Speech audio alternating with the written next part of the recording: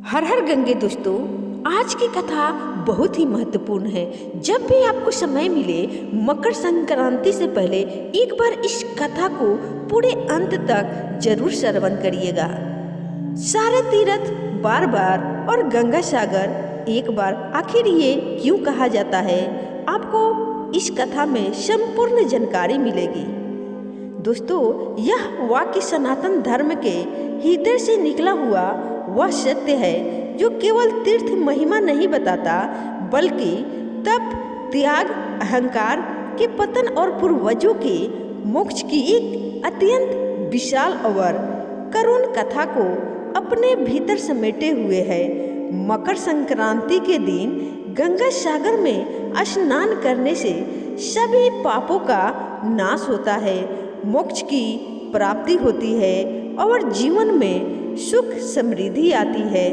यह स्नान राजा सागर के 60,000 पुत्रों को मोक्ष दिलाने वाले कपिल मुनि के वरदान से जुड़ा है, जिसके स्नान से भक्त की सभी मनोकामनाएं पूरी होती है और देवता प्रसन्न होते हैं। यह एक महान तीर्थ माना जाता है और यहाँ स्नान करने से जन्म मृत्यु के चक्र से मुक्ति मिलती है। यहाँ माना जाता है कि इस दिन पवित्र गंगा नदी और बंगाल की खाड़ी के संगम पर यानी गंगा सागर में डुबकी लगाने से व्यक्ति के सभी पाप धुल जाते हैं और उसे अत्यधिक पुण्य मिलता है। लेकिन क्या आप ये जानते हैं कि यह पुण्य सिर्फ स्नान करने से ही नहीं, बल्कि इस दिव्य कथा को सुनने मात्र से भी प्राप्त होता है, क्योंकि इसमें गंगा महिमा और महादेव की महिमा का भी जिक्र है। पूरा अवश्य सुनिएगा दोस्तों, ये कथा बहुत ही महत्वपूर्ण है। अब आइए दोस्तों, इस कथा को विस्तार से सुनते हैं कि आखिर क्यों कहा जाता है सारे तीर्थ बार बार और गंगा सागर एक बार। पौराणिक कथा के अनुसार यह कथा उस युग की है जब पृथ्वी पर धर्म अपने पूर्ण वैभव में था और राजा केवल शासन करने वाले नहीं, बल्कि प्रजा के लिए पिता समान हुआ करते थे। उसी पवित्र काल में सूर्य वंश में एक महान राजा उत्पन्न हुए, जिनका नाम था राजा सगर। राजा सगर अयोध्या के सम्राट थे। वे अत्यंत पराक्रमी, न्यायप्रिय और धर्मनिष्ठ थे। उनके राज में कोई भूखा नहीं सोता था और कोई अन्याय सहन नहीं करता था।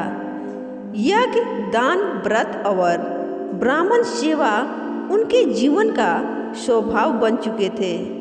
फिर भी इतने ऐश्वर्य और यश के बीच राजा सगर के जीवन में एक गहरा शून्य था। उनकी 2 रानियां थी, रानी केशनी और रानी सुमति। दोनों ही पतिव्रता, सुशील और धर्म में रत थी, परंतु वर्षों तक विवाह के बाद भी उन्हें संतान सुख प्राप्त नहीं हुआ तो राजा सगर को यह चिंता सताने लगी कि यदि उनके बाद वंश आगे नहीं बढ़ा तो सूर्य वंश की परंपरा कैसे जीवित रहेगी। अतः राजा सागर ने राजपाट अपने मंत्रियों को सौंप दिया और उन्होंने वन में जाकर कठोर तपस्या करने का निश्चय किया। उन्होंने महान तपस्वी महर्षि औड़िया की शरण ली। राजा सगर ने वर्षों तक अन्न त्याग कर केवल फल, मूल और जल पर जीवन व्यतीत किया। कई बार तो वे केवल प्राणायाम और ध्यान के सहारे ही जीवित रहे। राजा सगर की तपस्या से प्रसन्न होकर एक दिन महर्षि औड़िया प्रकट हुए। उन्होंने कहा कि हे राजन, तुम्हारा तप सफल हुआ। तुम्हारी दोनों रानियों को संतान अवश्य प्राप्त होगी। रानी केशनी से एक ऐसा पुत्र जन्म लेगा जो धर्म और मर्यादा का प्रतीक बनेगा और रानी सुमति से 60,000 पुत्र उत्पन्न होंगे। जो तुम्हारे यश को चारों दिशाओं में फैलाएंगे। समय आने पर महर्षि का वचन सत्य हुआ। रानी केशनी से अंशुमान नामक तेजस्वी पुत्र का जन्म हुआ। रानी सुमति से 60,000 पुत्र उत्पन्न हुए। अयोध्या नगरी आनंद और उत्सव से भर गई। देवताओं ने आकाश से पुष्प वर्षा की। राजा सगर ने अपने पुत्रों को श्रेष्ठ शिक्षा दिलवाई। शस्त्र विद्या और शास्त्र विद्या दोनों में उन्हें निपुण बनाया। राजा सगर का यश दिनों दिन बढ़ने लगा। अपनी कीर्ति और धर्म को और अधिक विस्तार देने के लिए राजा सगर ने अश्वमेध यज्ञ करने का संकल्प लिया। यह यज्ञ केवल वही राजा कर सकता था जिसकी सत्ता निष्कलंक हो। यज्ञ का अश्व छोड़ा गया। वह निर्वात रूप से पृथ्वी पर विचरण करने लगा, परंतु यह दृश्य स्वर्ग में बैठे देवराज इंद्र देख रहे थे। उनके मन में भय उत्पन्न हुआ। उन्हें लगा कि यदि सगर का यज्ञ पूर्ण हो गया तो उनका पद और मान कम हो जाएगा। अहंकार और ईर्ष्या के वशीभूत होकर इंद्र ने छल का सहारा लिया। इंद्र ने यज्ञ का अश्व चुरा लिया। वे उसे लेकर पाताल लोक पहुँचे। वहाँ उन्होंने उस अश्व को महर्षि कपिल के आश्रम के समीप बांध दिया। महर्षि कपिल भगवान विष्णु के अंश अवतार माने जाते हैं। वे संख्या दर्शन के परिणेता थे। उस समय वे पाताल लोक में गहन समाधि में लीन थे। जब यज्ञ का अश्व समय पर वापस नहीं लौटा तो राजा सगर चिंतित हो उठे। उन्होंने अपने 60,000 पुत्रों को बुलाया और आदेश दिया कि वे पृथ्वी के कोने कोने में जाकर अश्व को खोजें। सगर पुत्र अत्यंत पराक्रमी थे। उन्होंने पृथ्वी को खोदना आरंभ किया। वे पर्वतों के नीचे पहुँचे। वे समुद्रों के नीचे पहुँचे। पृथ्वी को खोदते खोदते वे अंत में पाताल लोक तक पहुँच गए। पाताल लोक में उन्होंने एक दिव्य आश्रम देखा। आश्रम के भीतर महर्षि कपिल ध्यान मग्न में बैठे थे। उनके समीप ही यज्ञ का अश्व बंधा हुआ था। अहंकार में डूबे सगर पुत्र सत्य को समझ नहीं पाए। उन्होंने महर्षि कपिल को ही अश्व चोर समझ लिया। उन्होंने कठोर वचन कहे, ऋषि का अपमान किया। जैसे ही महर्षि कपिल ने नेत्र खोले, उनके तपोबल की अग्नि से 60,000 सगर पुत्र उसी स्थान पर भस्म हो गए। उनकी भस्मित देह वहीं पाताल लोक में समुद्र के भीतर उस स्थान पर पड़ी रह गई जहां आज गंगा सागर तीर्थ स्थित है। उनकी अस्थियां समुद्र की रेत में दबी हुई थी, क्योंकि उनका अंतिम संस्कार नहीं हुआ था। इसलिए उनकी आत्माएं मोक्ष से वंचित रह गई। जब राजा सगर को यह समाचार मिला तो वे शोक से टूट गए। उन्होंने अपने पुत्र अंशुमान को पाताल लोक भेजा। अंशुमान ने वहां जाकर अपने चचेरे भाइयों की भस्मित अस्थियां देखी। उन्होंने महर्षि कपिल के चरणों में गिरकर क्षमा मांगी। तब कपिल मुनि ने कहा कि इन सभी का उद्धार तभी होगा जब स्वर्ग की गंगा इन अस्थियों को स्पर्श करेगी। अंशुमान ने जीवन भर प्रयास किया, परंतु यह कार्य पूर्ण ना हो सका।